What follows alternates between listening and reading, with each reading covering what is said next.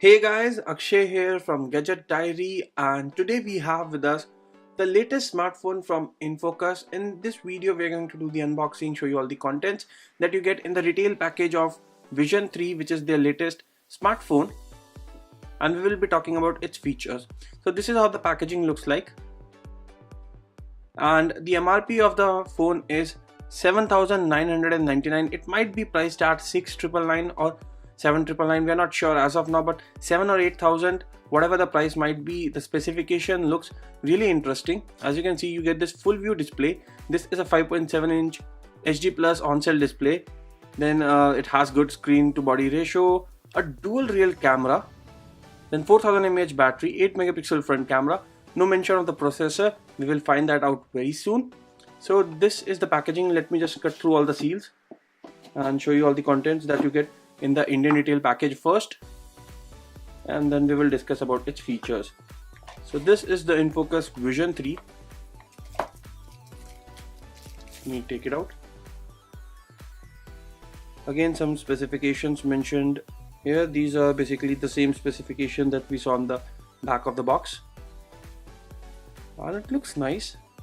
Does not feel very heavy, even though it has a big form factor and 4000 mAh battery, but the form factor is that of a 5.5-inch display device, but it gives you a 5.7-inch display.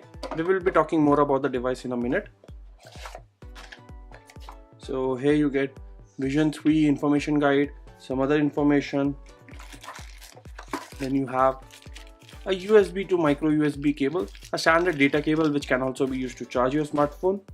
Then you do get a SIM ejector pin, as you can see over here, and finally the charger. It seems there are no earphones in the box, and this is the Infocus charger. We hope that this is a fast charger. So it has an output rating of 1.5 amp at 5 volt, which is okay. I won't mind using this charger because this is an affordable segment device available for less than 8,000 Indian rupees. So here's the Infocus Vision 3 smartphone. Talking first about the design and build quality. The phone feels light in weight and it is fairly simple to hold. Even though it comes with this 5.7-inch display in the front, the size is comparable to a 5.5-inch display thanks to this full view 18:9 display in the front. You get an 8 megapixel camera. Below the display you don't have any ports or the buttons.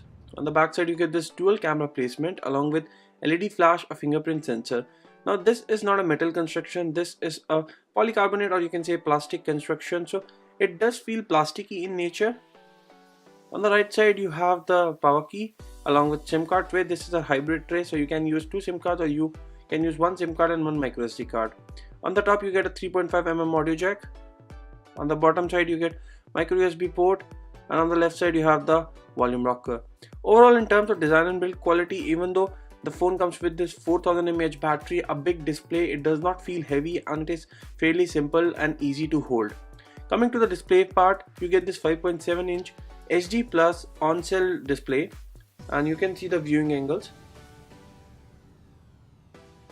There is no mention about any kind of protection on the glass, but we will try to confirm that in our full review. The brightness level seems to be fine, the color reproduction is fine, and we didn't face any touch related issue on the display. Now coming to the hardware and the software part. The phone is being powered by MediaTek MT6735 processor along with 2 GB of RAM and 16 GB of storage. Here are the detailed specifications. As you can see, it runs on Android 7.0 and 7.1.2 is already out, and even Android 8 devices are coming in the market. So we hope company will release software updates for this device. You get Mali T720 GPU in it. Out of 2 GB you roughly get around 0.7 GB available for free RAM, and then you have around 8 GB available for storage and some more information. Now let's move on to the sensor list, and here you can see it supports accelerometer. You don't have gyroscope on this device. One of the advantages of a 18:9 displays might be to consume VR content or to use the gyroscope to play some VR games as well, but since there is no gyroscope, you will face issues while running VR content on the device.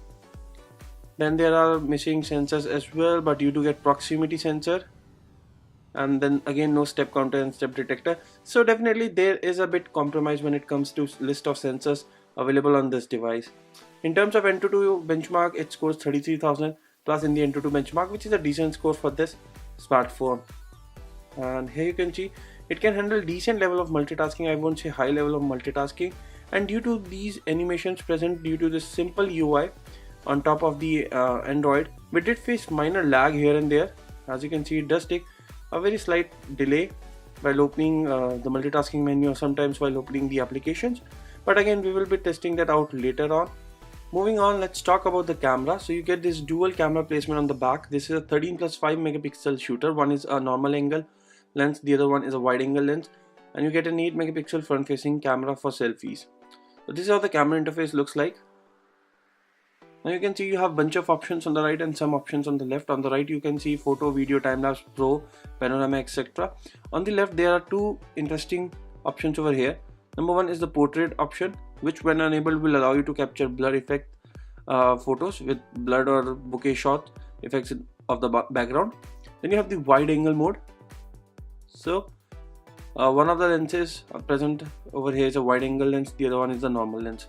Here are some sample images captured using the back camera, and as you can see the images are not that great when it comes to camera quality. The color reproduction is fine, but the images lack details, and we were hoping that the InFocus will come with great camera in this smartphone, but unfortunately it seems that the camera is not up to the mark, and maybe a software update might fix it.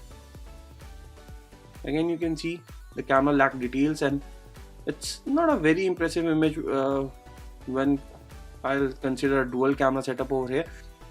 The front camera seems to be working better than the back camera. You can see the front camera selfies appears to be nice. This was taken in beauty plus portrait mode. This was taken in just normal mode, portrait mode without beauty filters. So you can see the front camera seems to be working well in terms of details, color reproduction, etc. But once we go back to the back camera, you can see this was wide angle, this was normal. Again the image lacked details in wide angle and in normal mode both. So it seems like there might be some software issue, so we will be testing that camera properly more in a final review, but as of now we are not impressed with the camera present on InFocus Vision 3 smartphone. Coming to other features, the device does support 4G VoLTE. It has a fingerprint sensor which works really well. Let me just give you an example. So you can see it unlocks the smartphone almost all the times without any issues.